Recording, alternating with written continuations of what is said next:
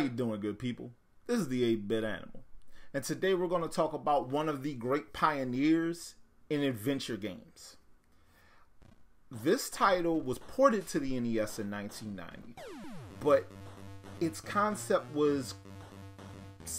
started life in 1985 when Ron Gilbert and Gary Winnick came up with the initial idea to create an adventure game that kind of played off of horror and B-movie tropes, but they wanted to do it in a comedic way. And so they started conceptualizing this game, and it started life as a pencil and paper adventure game. It took place in one location, a mansion, and there were a lot of these character tropes and location tropes that were sparsed all throughout this game. In 1987, 88 or so, it actually got made into a computer game. And it was originally released on the Commodore 64, and it was brought to other computer systems before finally landing on the NES in 1990. And the NES version of the game is drastically different from the original PC title, but the spirit of the game remains the same. Today, we're going to take a look at the NES port of Lucasfilm's Maniac Mansion. Now, Maniac Mansion revolves around a kid named Dave, or David, however the hell he wants to be regarded, and he's trying to rescue his girlfriend Sandy from a family that has been infected by a sentient meteor that crashed into the grounds of their mansion.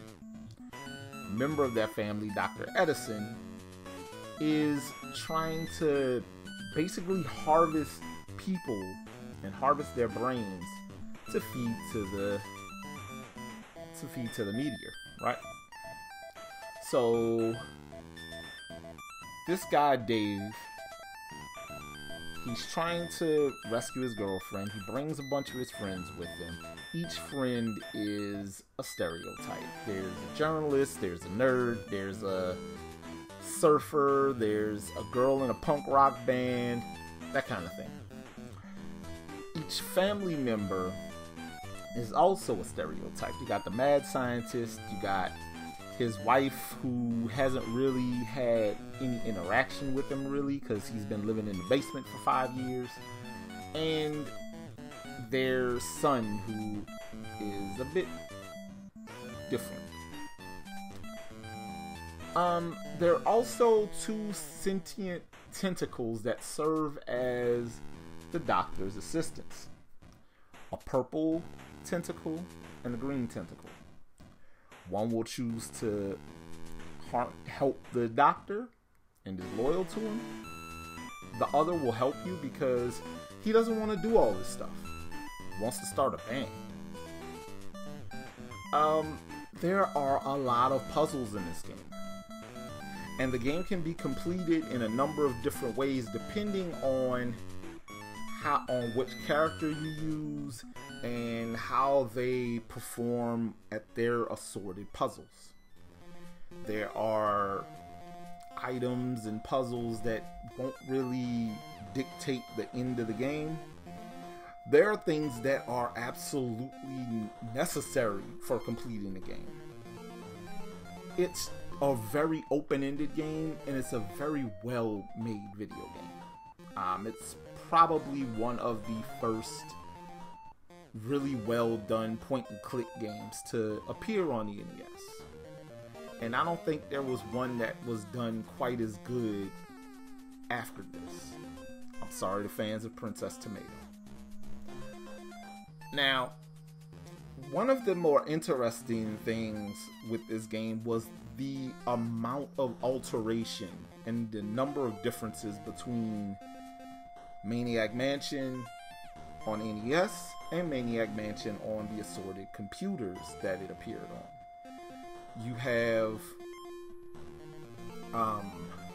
have a lot more music in the NES port than in the other versions of the game. A lot of the more risque things, like certain language and certain images, like there's a Playboy calendar and a picture of a mummy in a sexy pose and a nude statue, stuff like that appear in the PC game that aren't in the NES version. And that's because Nintendo fought hard to keep the game as family friendly as possible. But what was weird was that initially, in the first shipping of the game, there's a sequence that involves you putting a hamster in a microwave. Nintendo didn't catch that at first. They didn't find it until later on, when the creators of the game said something about it, and said something about Nintendo's hypocrisy. It just, if they would have been quiet, the hamster would have stayed. I don't know. But later on, the game actually, there was a TV series. It was very, very, very loosely based on the game, but it existed, and it ran for, I want to say, like 60 episodes or so, something like that. But it's there. You're more than welcome to go look it up. It wasn't a bad show, just wasn't based on the show as much as they want you to believe.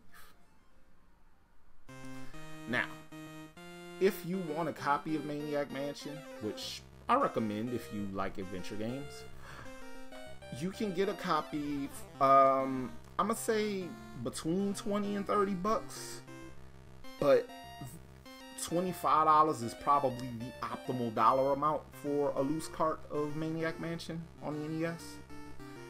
If you have a way to play an old Commodore 64 version or Apple II version or any of the computer versions of Maniac Mansion, though, I would recommend those, because those have everything intact and it looks better, and it might be a little bit easier to play with the mouse than the NES control pad. Actually, I'm pretty certain of it. But this was the start of a lot of really good stuff from Lucasfilm Games, like the Monkey Island games, or another NES release. Well, another game that got ported to the NES, Defenders of Dynatron City. This has been the 8-Bit Animal, and I'll catch you beautiful people tomorrow. 8-Bit Animal.